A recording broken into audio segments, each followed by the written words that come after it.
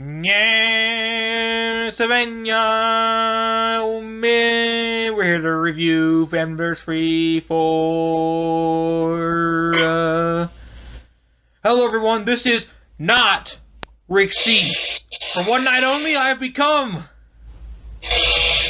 too twisted Rick. A member of... I have his podcast colleague, the Messiah, Liam Review. I'm breathing in. And together, we make the team called Loyalty, Friendship, Magic. Welcome, ladies and gentlemen, to about a month late FaMniversary 4 review. Now, I would have done this sooner. I actually would have watched the damn event had a certain comment not kind of drove me away from watching it for a while and kind of made me salty.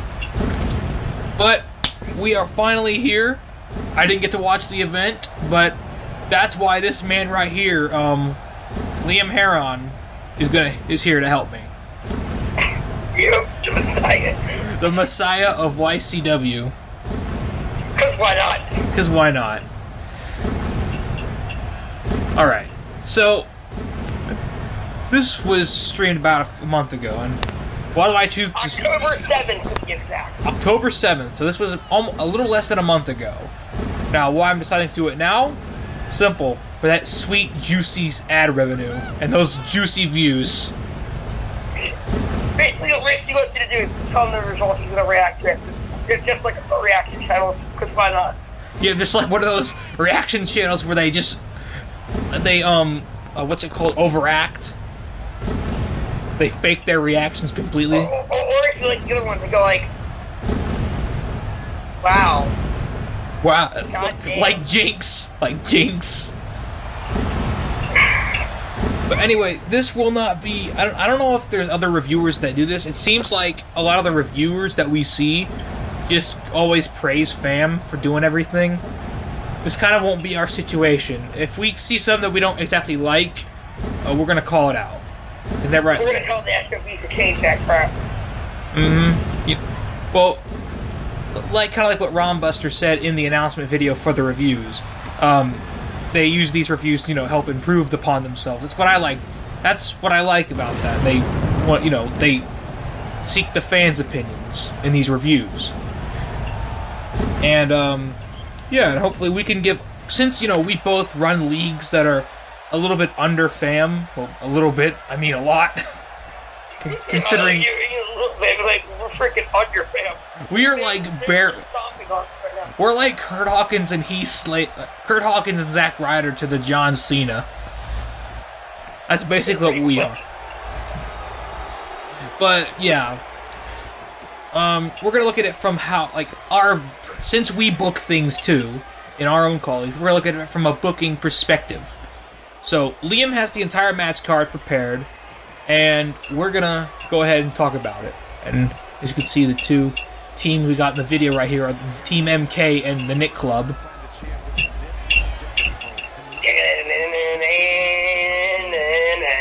Oh wait, wrong thing, never mind. Anyway. Excuse me. So, the opening contest of the night was the tag team turmoil match between the Skull Foundation and Resurgence of Ripman and the Mafia. Resurgence and the Mafia opened the match. The Resurgence would defeat the Mafia after Big Tiny Tony got pantsed. Yes, they pulled his pants down to reveal Tom Cushy underwear. He ran to go change, and Big Tony got hit with a 3D and got pinned.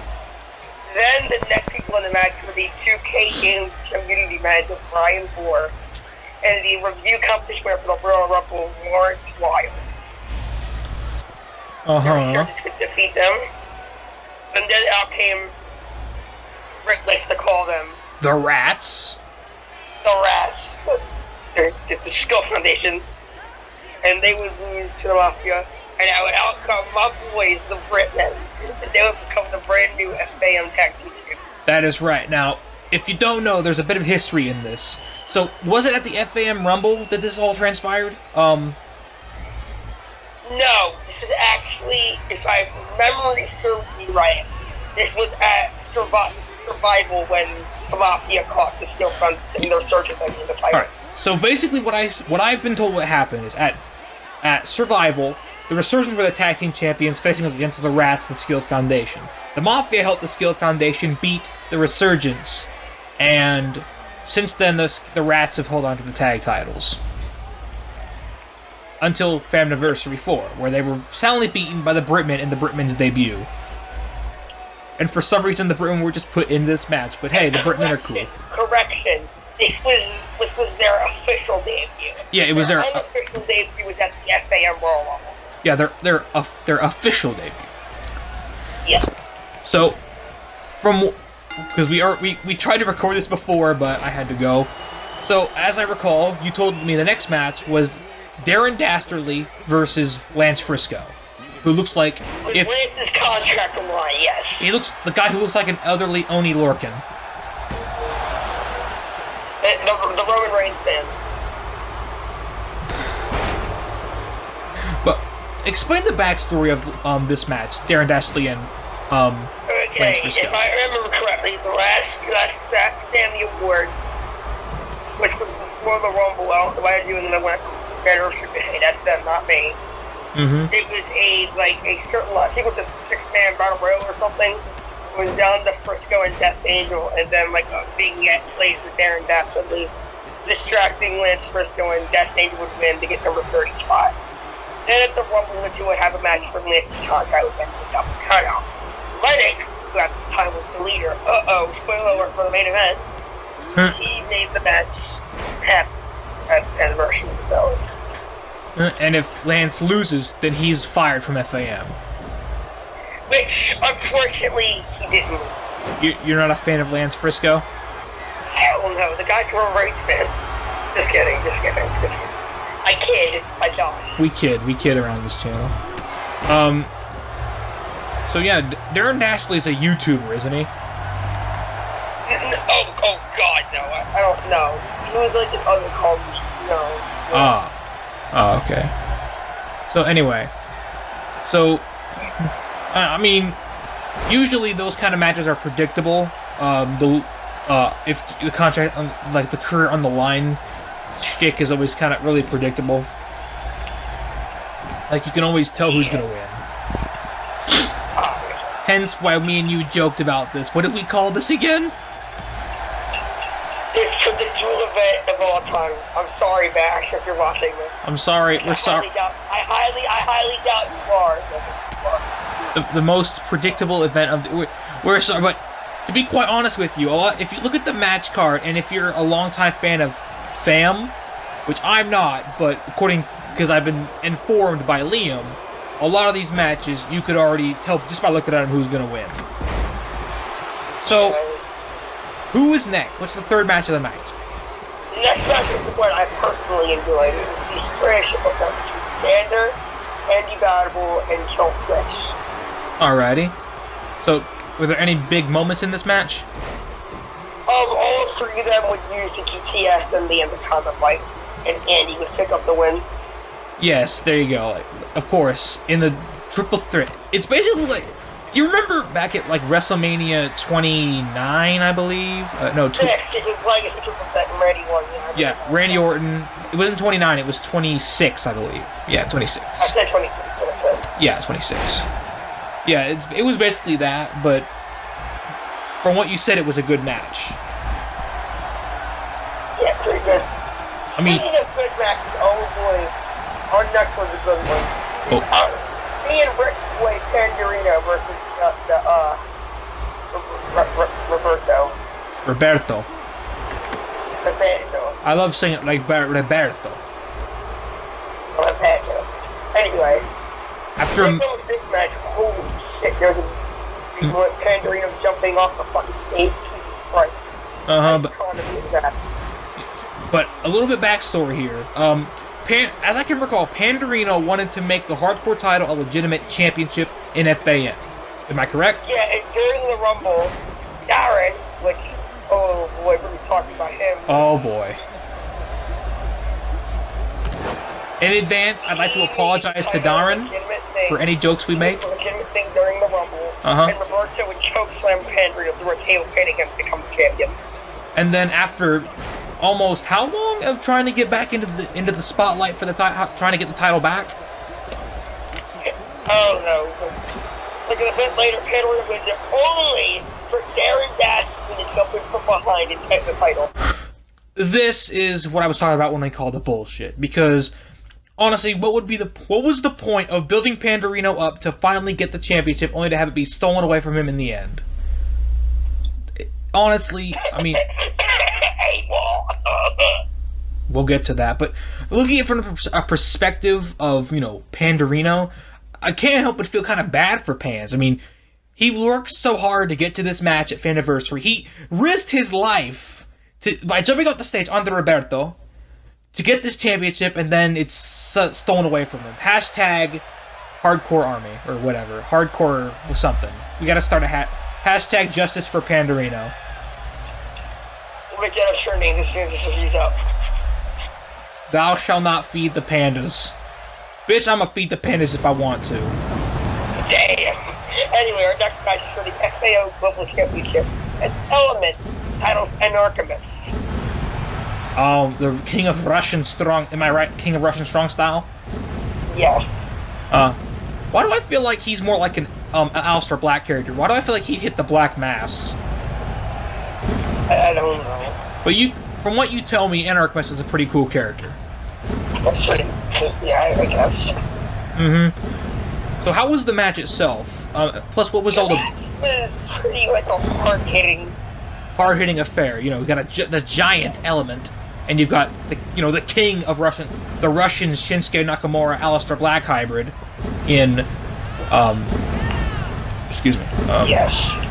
And we have our next match. But hold up. You the background noise. But you didn't tell us who won this match. Oh, Anarchist won, my bad. Anarchist was the victor and became the new FAM Global Champion? Yeah. And what was exactly the... We can go and excuse the background noise. Sorry about that, folks, but... Well, the build-up to this was Anarchist titled himself the YouTuber Killer, correct? Yes.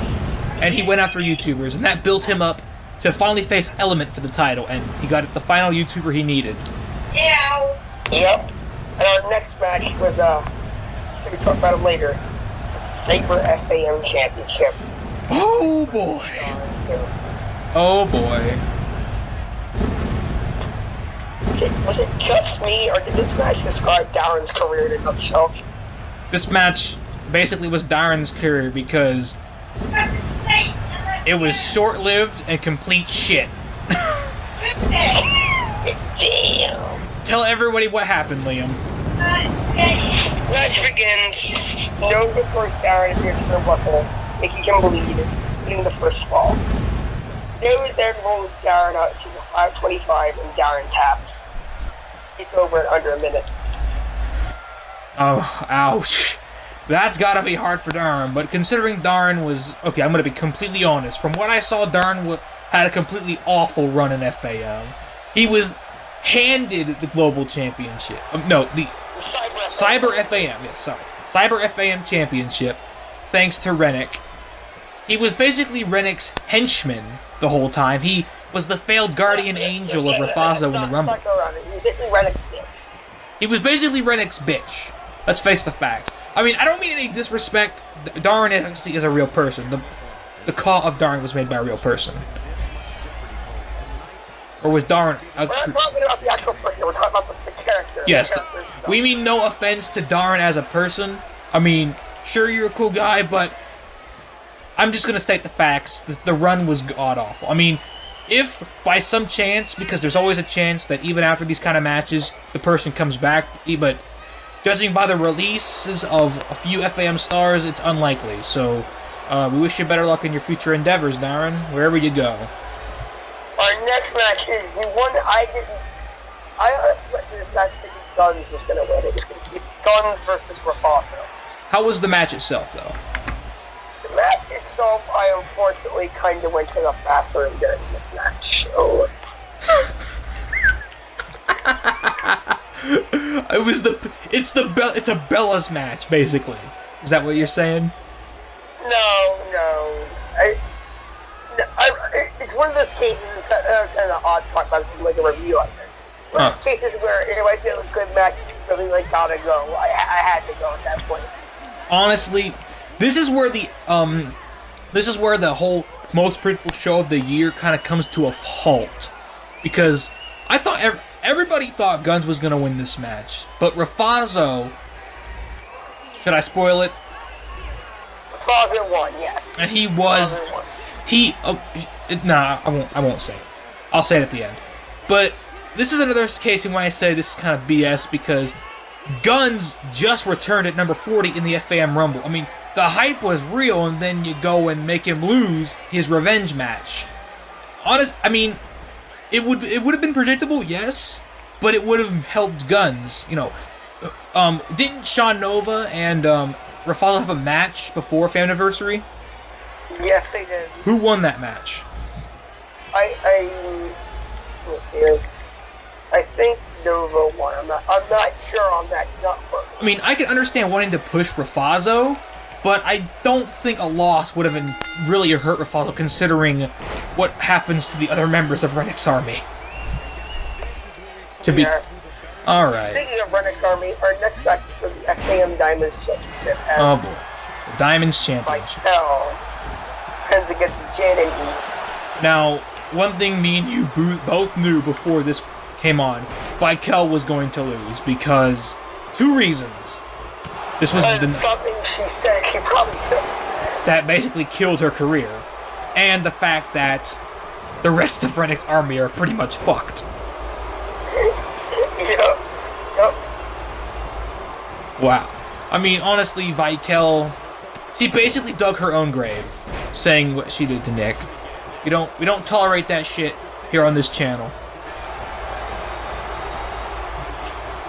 And in the end, Eve delivered a nasty bloody Valentine at the side of Vikel, busting several parts, putting holes in the side of his face. Jesus! And then Jay would deliver, I think it's called the Jin Chakra or whatever. She pinned her and Jin won. Another debut match winner who wins a title. Yep. Our next match is we're taking this to YouTuber territory. Team Christian takes on Team Warren Perkins. Did you just skip over a match? I did not. Dash and Virtue was after this. But what about Merc and Heron? Oh, in the video that we got, those are the final three that made this show. My bad. Oh, but the stream, it was first. But, you don't have to wait 3 order or match card. So, what'll happen? This was one of the matches that I was on Skype with you while you were watching it. Yeah. Alright, so I can vaguely remember some things about it, but basically... But, in the end, Warren Perkins was winning everybody. They crushed each other. I was all the things left off TV. They took him out, and Warren Perkins just squashed Tom Cushing. Tom Cushing basically made an ass of in this match. And rightfully so, for all he's done to Warren Perkins. Goodbye, Tom Cushing. Good luck rebounding from this loss. Our next match is True Twisted Merc versus Blackout in the I Quit match. And you, at the end of this match, you went ballistic. I was pissed. Alright, so the match itself, the notable thing was you told me... Okay. They cursed the agent of a Hulk. And he pretty much... hold up one second. He freaking... When he takes up to the head of the ring with the stone apron, he has him know stuff that. It's pretty much bust Merc's eardrum. Yeah, that's... Hence the whole, what? I can't hear? Oh, I didn't say that joke! God damn it, Rick. Well, son of a bitch, I didn't say the joke! I was supposed to say... When he announced himself, I was supposed to say, what? I can't hear you, my eardrum's busted! Damn it, Rick. We can't start again, we're already halfway through. We got 2 matches to go, hold on, we're gonna start again. Alright, but in the match, also what happened during the match, Merc revealed he had a steel plate or something, like a steel chest plate or something. Yes, he pulled it right of the ring and put it on. And that would come back to bite him in the ass as BH would smack him upside the back with a chair. And then the Rats tried to get involved. And after that whole DDT thing, Merc went to beat the shit out of Eve. And you were like, do it, Merc! Do it! You were like screaming, do it, Merc! Do it! It's like a douchebag. Like, it would have gotten so much... It would have, but... as predictable, Eve's blonde, sexy ass got saved by BH. Man, what a luck. In reality, he probably grabbed... No, don't take it seriously. He probably snorted some sort of steroid while you weren't paying attention. Got up and yeah. While he was on the ground, when the camera was panned to Merc, he reached under the ring, shot himself up with Italian steroids, like the stuff they shoot into horses, got beefed up, and then proceeded to murder Two Twisted Merc. Man, oh, by the way, we got something to say at the end of this video. But anyway, let's move on to the final 2 matches. Next up, we have Cameron Bash versus Nick Virtue for the FAM World Heavyweight Championship. And my God, from what I heard, this match was pretty damn phenomenal. There was one spot, I believe you told me about, where Bash was on the table, announce table. Nick Virtue went to the ring, climbed up a ladder, went for the elbow drop, and I believe he missed.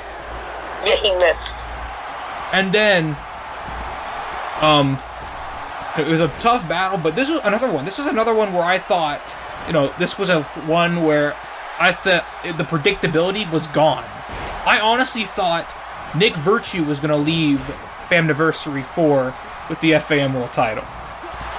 But then God himself showed his fight and let Cameron Bash retain the FAM World Championship. And he did it by setting up, I believe he set up Nick for the checkmate, spun around into a Bash bottom. Yep.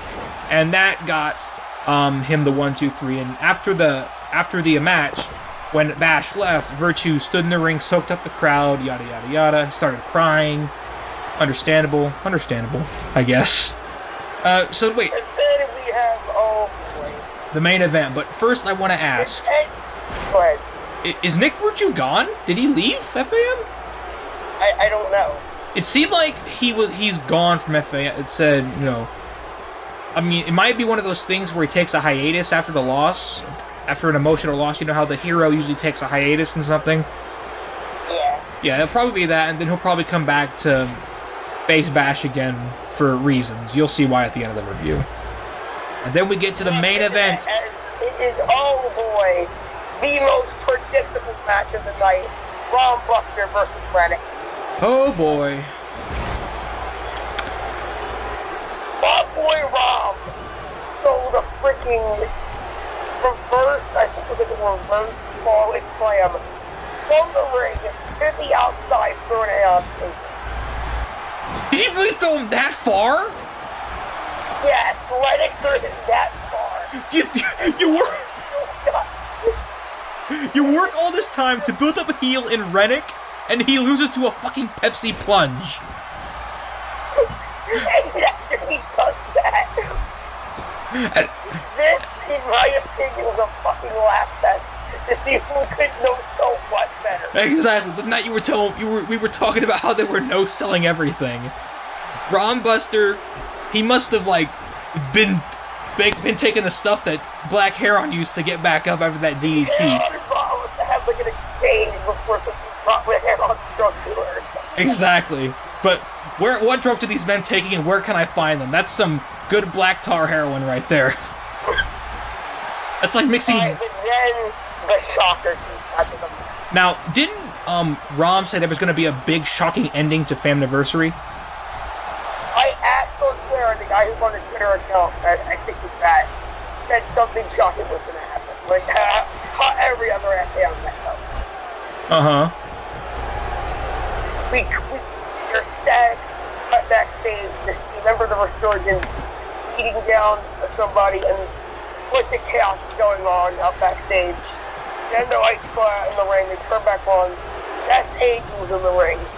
Anarchist comes out. Anarchist takes out Rennick. But then Jesus himself carries back the way to the ring. The man I beat in 30 seconds for the title. And reveals AWOL has returned. AWOL. Now, the theme of AWOL when Merc ran it, right? What was the theme of, what were they doing when Merc... They were trying to kill FAM, I think. But is this AWOL any different, or is there the same method, the same motives? Basically, it's for those new blood trying to take out the old blood thing. Oh, yeah, I feel it. Yeah, it's the whole new blood, old blood thing. I feel you. So, Bash revealed that this was a plan. Like, sum up his speech at the end for me, will you, Liam? Alright. Pretty much, it all started with Black Power on NGC. He killed NGC, took Bash and beat the SAM Extreme Rules, got thrown out. He had Death Angel steal Pandora's box. Bash would cash in and become the Sniper SAM champion. Then he would zero the Death Angel and all that would happen. Then Bash would Money in the Bank, cash in, and the whole plan was set up since 4 years, I think. Mm-hmm. So pretty much, yeah, that's what happened. Mm-hmm. And we're not done there, because there was a deleted scene posted on Halloween. Oh, I hate that chef. So, would you care to speak about that? I'm gonna play it for y'all. Hello everyone, it's me, Chef Gunz.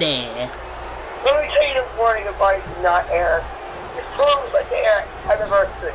Remember, we thought it was a bit too graphic for our biggest show of the season. Actually, Liam, we don't have that much time left. We got 3 minutes, but basically some of the pretty much, DJ Grande murdered Bucky.